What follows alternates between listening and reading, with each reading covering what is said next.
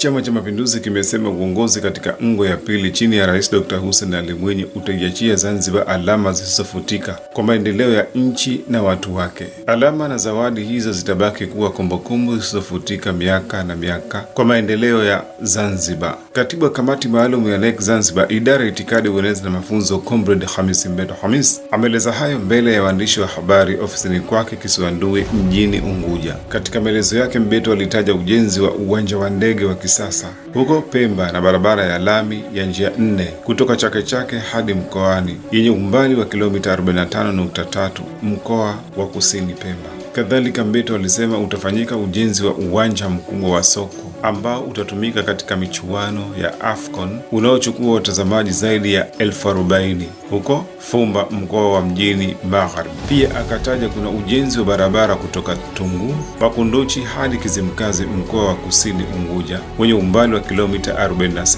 Sera za CCM chini ya Serikali ya Mapinduzi ya Zanzibar katika uongozi wa Rais Dr. Mwinyi utaacha alama za kudumu. Alama hizo zitabaki kuwa kumbukumbu muhimu kwa maendeleo ya Wazanzibari wote, alisema Mbeto. Aidha, akitaja miradi mingine alisema ni ujenzi wa bandari ya abiria huko Marohobi kwa mpiga duru na ujenzi wa nyumba za makazi ya watu za kisasa za wakazi 10,000 Unguja na Pemba. Kutakuwa na usafiri wa mfumo wa mabasi ya kisasa ya abiria na watalii katika mji wa Unguja. Pia zitajengwa treni zitakazopita kwenye barabara za lami. Ujenzi wa barabara ya lami inayounganisha mkoa wa Mjini na Kaskazini Unguja kutoka Kinazini hadi Bububu, alieleza mwenezi huyo. Katika maelezo yake, mwenezi huyo akifafanua zaidi akisema kuna mradi wa uzalishaji umeme utakaomaliza kero hiyo kwa Zanzibar, hospitali ya kufundishia ya kisasa na chuo kikuu cha afya kitakachojengwa Binguni, mkoa wa Kusini Unguja. Serikali chini ya utawala wa Rais Dr. Mwinyi utaacha alama zisizofutika Unguja na Pemba. Atakapoondoka madarakani utakumbukwa